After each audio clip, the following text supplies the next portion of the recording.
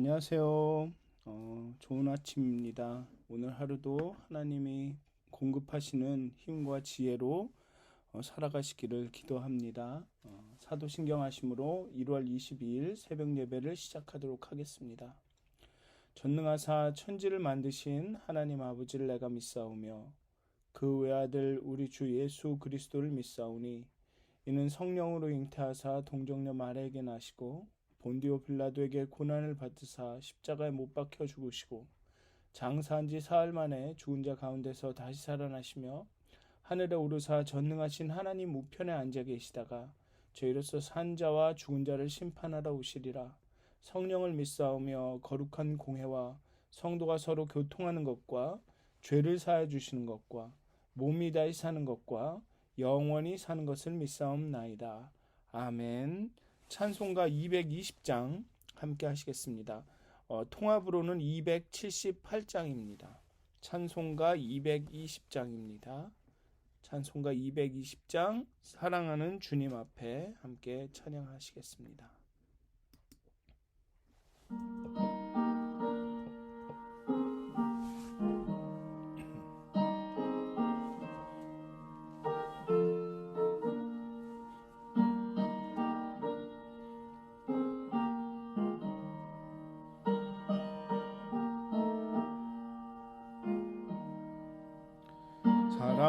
사랑하는 주님 앞에 형제 자매 한 자리에 크신 은혜 생각하며 즐거운 찬송 부르네. 내 주 예수 오늘 받아 모든 사람 내 몸같이 환난 근심 위로하고 진심으로 사랑하세.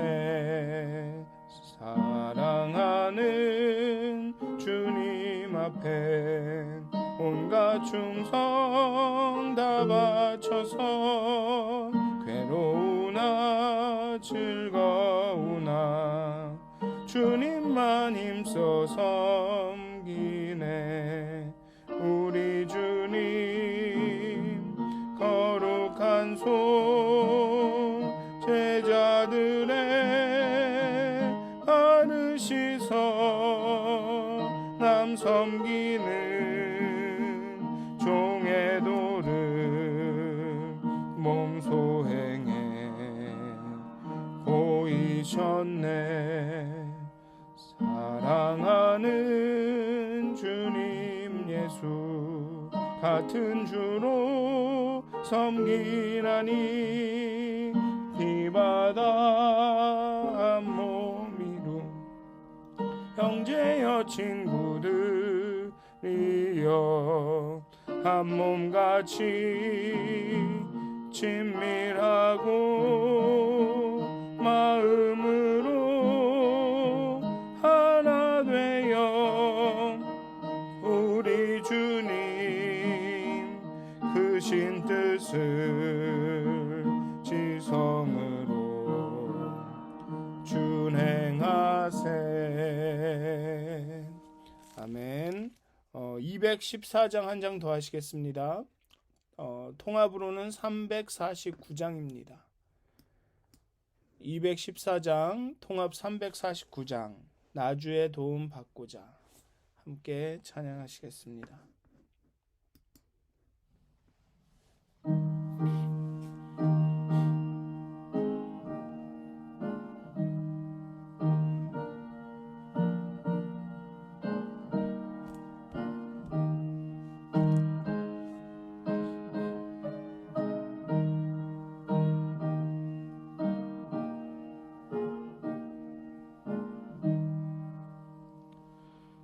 나 주의 도움 받고자 주 예수님께 빕니다. 그 구원 허락하시사 날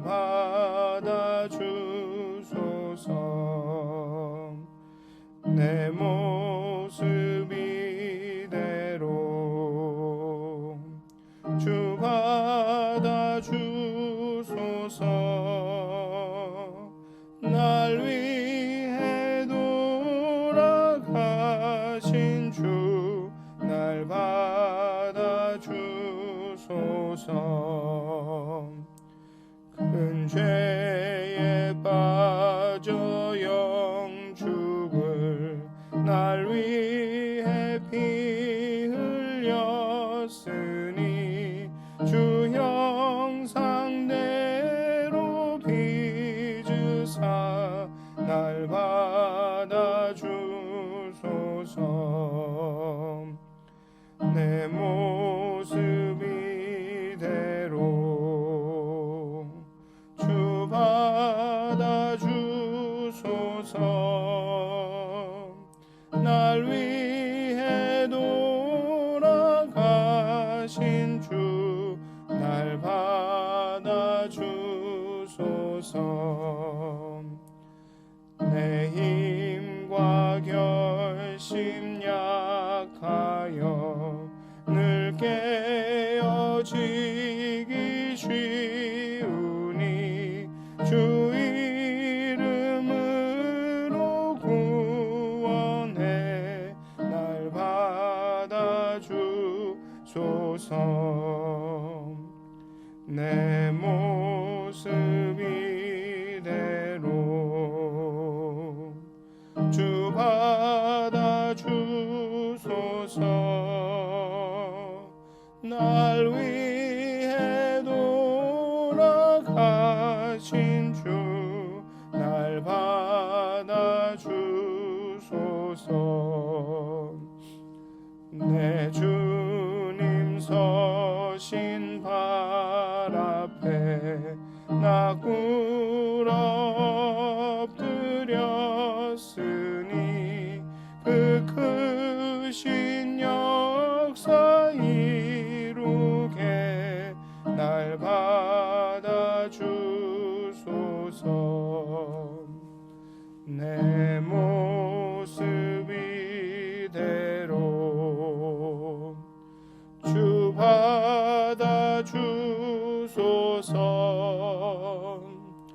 날 위해 돌아가신 주 날 받아 주소서.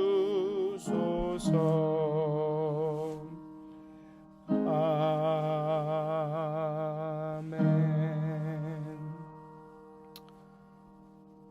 네, 기도하시겠습니다. 전능의 하나님, 사랑의 하나님, 은혜의 하나님, 이 아침에도 하나님 앞에 나와 정말 하나님만이 오직 우리가 의지할 자이심을 고백하며 하나님께 나아갑니다. 정말 이 시간 하나님 앞으로 한 걸음씩 한 걸음씩 나갑니다. 주의 도움을 받고자 하나님 앞에 나왔습니다. 이 시간 우리가 말씀을 읽고 말씀을 묵상하고 기도하고 찬양할 때 하나님 주의 도움이 우리 삶 가운데 임하게 하여 주시옵소서. 하나님 우리 영혼이 우리의 심령이 하나님 안에서 나음을 입을 수 있도록 하나님이여 지치고 상한 우리의 마음을 우리의 영혼을 위로하여 주시옵소서. 하나님 이 아침에도 정말 깨달음을 주셔서 그 깨달음이 오늘 하루 우리 삶 가운데에서 정말 행동으로 나타날 수 있도록 하나님 이 아침에 우리의 영혼을 깨워 주시옵소서. 감사합니다. 예수님의 이름으로 기도하였습니다. 아멘. 오늘 함께 나누실 말씀은 누가복음 15장 25절에서 32절까지의 말씀입니다. 누가복음 15장 25절에서 32절까지의 말씀입니다. 제가 봉독하여 드리도록 하겠습니다. 마다들은 밭에 있다가 돌아와 집에 가까이 왔을 때 풍악과 춤추는 소리를 듣고 한 종을 불러 이 무슨 일인가 물은데 대답하되 당신의 동생이 돌아왔음에 당신의 아버지가 건강한 그를 다시 맞아들이게 되므로 인하여 살진 송아지를 잡았나이다 하니 그가 노하여 들어가고자 하지 아니하거늘 아버지가 나와서 권한대 아버지께 대답하여 이르되 내가 여러 해 아버지를 섬겨 명을 어김이 없거늘 내게는 염소 새끼라도 주어 나와 내 벗으로 즐기게 하신 일이 없더니 아버지의 살림을 창녀들과 함께 삼켜버린 이 아들이 돌아오매 이를 위하여 살진 송아지를 잡으셨나이다. 아버지가 이르되 너는 항상 나와 함께 있으니 내 것이 다 내 것이로되 이 내 동생은 죽었다가 살아났으며 내가 잃었다가 얻었기로 우리가 즐거워하고 기뻐하는 것이 마땅하다 하니라. 네, 오늘 본문에 나오는 말씀은 큰아들 이야기인데요. 아마 상당히 오랫동안 이 큰아들의 이야기는 주목을 받지 못한 것 같습니다. 제가 주일학교 시절이나 뭐 중고등부 때를 생각을 하면 사실 저는 뭐 이 큰아들 이야기가 있는지도 몰랐습니다. 이건 마찬가지로 저 예전이 아니죠. 그 요나의 이야기에서 요나가 하나님께 불평을 하는 부분이 있다라는 것을 모르는 것처럼 정말 탕자의 이야기에서 큰아들이 이야기가 있다는 것을 알게 된 것은 나중에 머리가 크고 이렇게 직접 성경을 읽기 전까지는 큰아들 이야기는 있는지도 몰랐습니다. 그것처럼 이 큰아들 이야기가 그렇게 주목을 받지 못했는데요. 이 좀 자세하게 이제 살펴보면 좋겠는데, 이 큰아들은 밭에서 일하다가 집으로 돌아옵니다. 작은 아들은 먼 나라에서 재산을 삼켜버리고, 이 큰아들의 표현에 의하면 작은 아들은 먼 나라에서 즐기고 탕진하고 허랑방탕하고 그렇게 사는 동안 이 아들은 밭에서 계속 일했습니다. 오늘도 이 밭에서 일합니다. 이 얼마나 대조적입니까? 이 풍악과 춤추는 소리를 듣고 어떤 생각이 들었을까요? 뭔가 좋은 일이 있나 보다 라고 생각을 했을까요? 아니면 남은 밭에서 죽을 힘을 다하고 일하고 있는데 이 집에서는 뭘 하고 있는 거지? 라고 좀 서운한 마음, 불평의 마음이 들었을까요? 큰아들의 이후의 반응을 보면 아마 후자가 아닐까, 좀 불평이 생기지 않았을까, 서운한 마음이 있지 않았을까 생각이 듭니다. 이제 종이 큰아들에게 와서 동생이 집으로 돌아와 아버지가 잔치를 열어주고 있음을 알려줍니다. 여기서 이제 그의 분노가 폭발을 하죠. 큰아들은 아버지가 유산을 요구하여 아버지에게 불명예를 끼치고 먼 나라에서 재산을 탕진하고 거짓골로 돌아온 동생을 달려가서 맞이하고 새 옷을 입히고 새 신발을 주고 새 반지를 주고 막 잔치를 열어주는 것이 못마땅합니다. 화가 납니다. 그런데 왜 큰아들은 화가 난 것일까요? 물론 속상한 일이죠. 어떤 면에서는 진짜 삐질 수도 있습니다. 서운해하고 그런 것이 가능하긴 합니다. 만약에 큰아들이 그냥 좀 속상하고 서운하고 좀 삐졌던 것이라면 아버지가 나와서 잔치에 가기로 권했을 때 그냥 좀 마음이 풀어져서 들어갈 수도 있었을 것입니다. 그러나 본문은 이 들어갔는지 안 들어갔는지 아버지의 초대에 다시 응했는지 안 했는지 언급조차가 없습니다. 그냥 아버지가 딱 마지막으로 우리가 즐거워하고 기뻐하는 것이 마땅하다. 너도 들어가서 함께 가자라는 이 제안을 한 것으로 이 이야기는 끝이 납니다. 물론 이것은 바리새인들과 사두개인들, 이 이야기를 듣고 있는 이 바리새인들과 사두개인들에게 던지는 질문이었을 수도 있습니다. 큰아들들아, 너는 들어가겠느냐? 라는 어떤 질문을 던지고 그 해답을 주지 않는 것일 수도 있었습니다. 어쨌든 예수님은 아버지의 초대에 대한 큰아들의 반응을 말씀하지 않으셨습니다. 그런 걸 보면 이 큰아들이 화가 난 이유가 좀 더 깊은 이유가 있을 것이라는 생각이 듭니다. 이는 큰아들과 아버지 사이에는 무언가 해결돼야 할 것이 있다라는 것이겠죠.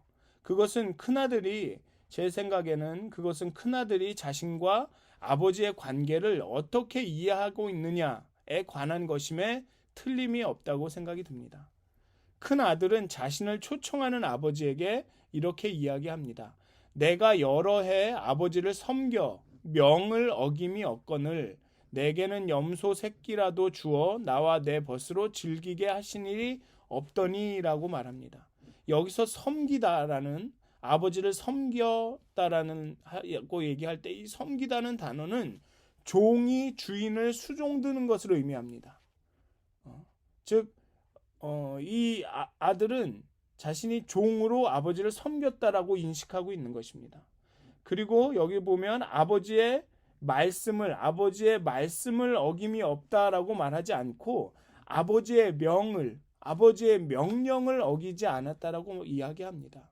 이 두 가지의 사실을 볼 때는 큰아들은 자신을 아버지의 아들이 아니라 아버지의 종으로 여기고 있는 것입니다. 너와 항상 함께 있으니 내 것이 다 내 것이로다. 너는 나의 상속자이다라는 아버지의 말대로 자신이 아들임을, 아버지가 자신에게 주신 권리가 있음을 알았다면 내가 친구들과 잔치를 하도록 염소 새끼도 주지 않았다고 불평하지 않았을 것입니다. 이 아들의 생각에, 큰아들의 생각엔 자신은 종이기 때문에 아버지가 허락하지 않으면 염소 새끼 하나도 내 맘대로 할 수 없다라는 생각이 있던 것이었습니다. 정말로 자신이 아들임을, 상속자임을 알았다면 작은 아들처럼 그렇게 무례하진 않았겠지만 큰아들은 아무 꺼리낌 없이 염소를 잡아다 잔치를 했을 것입니다. 친구를 초대하고. 그러나 그 오랜 세월 동안 아버지 곁에 있으면서 큰아들은 아들로서 산 것이 아니라 종으로 살았던 것입니다. 그렇게 자신에게 주어진 것들을 자신이 이미 아버지 것이 자신의 것이라는 그런 인식이 없이 자신에게 주어진 모든 것들을 누리지 못하고 살았던 것입니다. 아들로 살았더라면 잔치의 풍악 소리를 듣고는 잔치 장소로 가서 잔치의 주최자로서 손님들에게 인사하고 그 주인으로서 당당하게 그 잔치를 이끌었을 것입니다. 아버지의 그 주인 되심을 함께 누렸을 것입니다. 그런데 큰 아들은 종이었습니다. 그 몸은 그의 아버지와 가까이 있었지만 관계적으로는 아주 먼 나라에 있었던 것입니다. 그렇게 종으로서만 열심히 일했던 것이죠. 그래서 종의 관점에서 주인이 자신에게 유산의 일부를 넘겨주지 않을까 하고 기대하고 있는 이런 종에게, 그런 종의 관점에서 보면 어떻게 주인이 나한테 유산을 조금 주지 않을까라고 그런 기대하고 있는 종에게 작은 아들의 출현은, 재산을 탕진한 자격 없는 작은 아들이 아들로서 대우를 받는 모습은 엄청나게 위협적이었을 것입니다. 난 종인데 쟤는 아들이구나. 그러면 모든 권리가 저 작은 아들에게 가는 것은 아닌가? 나는 종으로서의 권리밖에 없으니까 저 작은 아들이 아들로서의 권리를 요구하면 난 아무것도 아닌 거 아닌가라는 생각이 들었겠고, 그것은 큰 위협이었을 것이고, 그렇기 때문에 그렇게 극도로 분노하게 되는 것입니다. 큰아들의 아버지와의 관계를 극명하게 보여주는 또 다른 부분이 있습니다.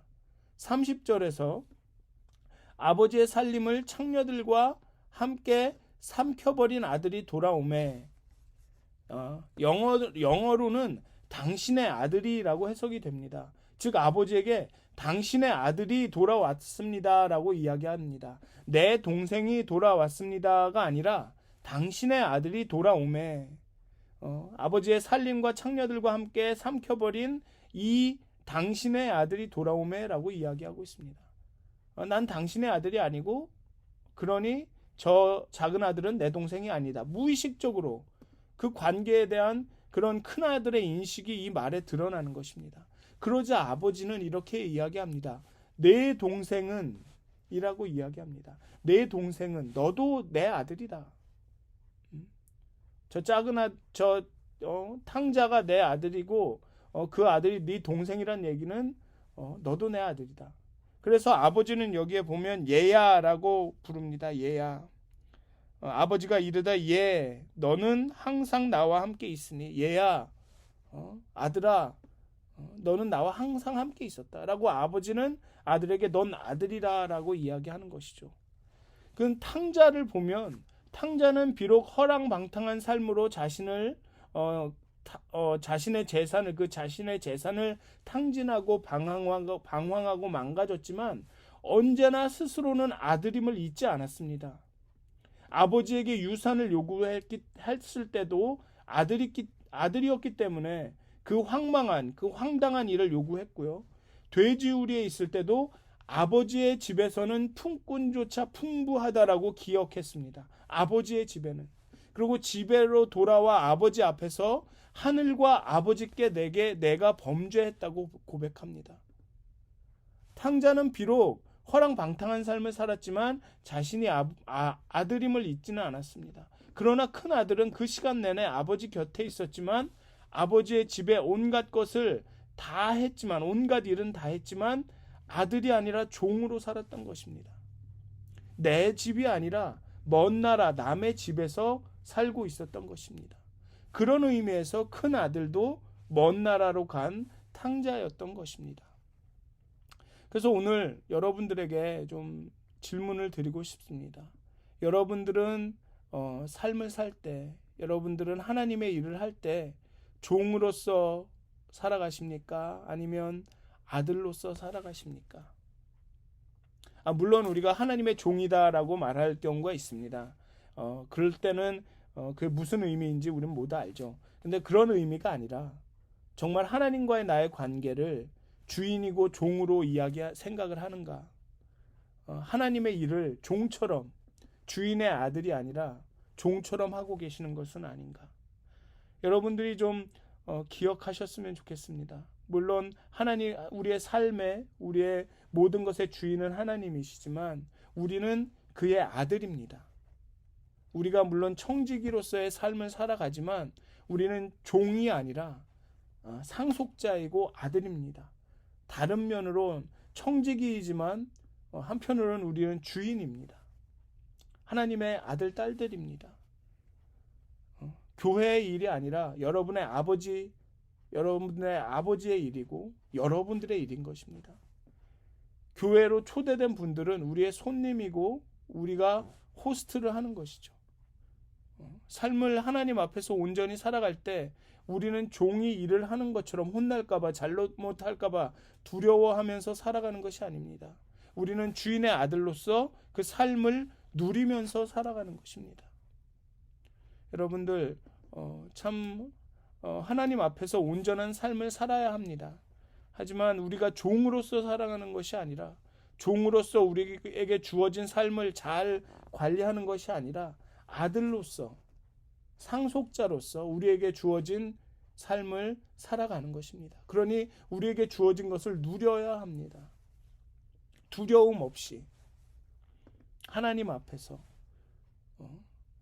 그렇게 누리면서 열심히 최선을 다해 살아가야 한다고 생각이 듭니다. 그래서 오늘 하루 정말 살아가실 텐데요. 정말 여러분들과 하나님과의 관계를 다시 한번 좀 점검하셨으면 좋겠습니다. 내가 정말 하나님의 아들로, 자녀로, 딸로 살아가고 있는가? 아니면 하나님의 그냥 말 그대로 종으로 살아가고 있는가? 전 여러분들이 하나님의 아들로서, 하나님의 자녀로서 하나님께서 우리에게 주신 이 삶을, 이 선물인 삶을 누리면서, 그렇지만 최선을 다해서 정말 그렇게 거룩하고 온전한 삶을 사시기를 주님의 이름으로 축원드립니다. 기도하시겠습니다. 하나님, 정말 하나님 우리에게 귀한 선물을 주셨고 정말 우리에게 귀한 일들을 맡겨주셨습니다.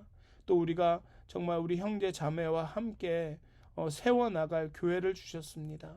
하지만 때로는 우리가 정말 종으로서 일할 때가 너무나도 많습니다.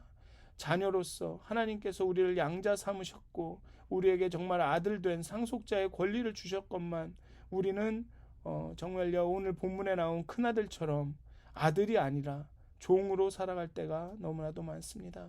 하나님, 다시 한번 하나님과 우리의 관계를 우리가 어떻게 인식하는지를 점검하게 하시고 정말 우리가 하나님의 아들로서, 자녀로서 이 하나님의 나라를 상속받을 상속자로서 이 삶 가운데 정말 주체적으로 정말 이 삶을 누리면서 최선을 다해 하나님과 함께 살아갈 수 있도록 하나님 오늘 우리의 영혼을 깨워주시고 우리의 인식을, 하나님과의 관계를 바라보는 우리의 눈을 바꿔주시고 정말 우리가 아들로서, 딸로서의 하나님 그 당당함을, 하나님 그 정체성을 회복할 수 있는 그런 하루가 되게 하여 주시옵소서. 감사합니다. 예수님의 이름으로 기도하였습니다. 아멘. 하늘에 계신 우리 아버지여, 이름이 거룩히 여김을 받으시오며 나라의 임하옵시며 뜻이 하늘에서 이루어진 것 같이 땅에서도 이루어지이다. 오늘날 우리에게 일용할 양식을 주옵시고 우리가 우리에게 죄 진 자를 사하여 준 것 같이 우리의 죄를 사하여 주옵시고 우리를 시험에 들게 하지 마옵시고 다만 악에서 구하옵소서. 나라와 권세와 영광이 아버지께 영원히 싸움나이다. 아멘. 평안한 하루 되시길 축원합니다.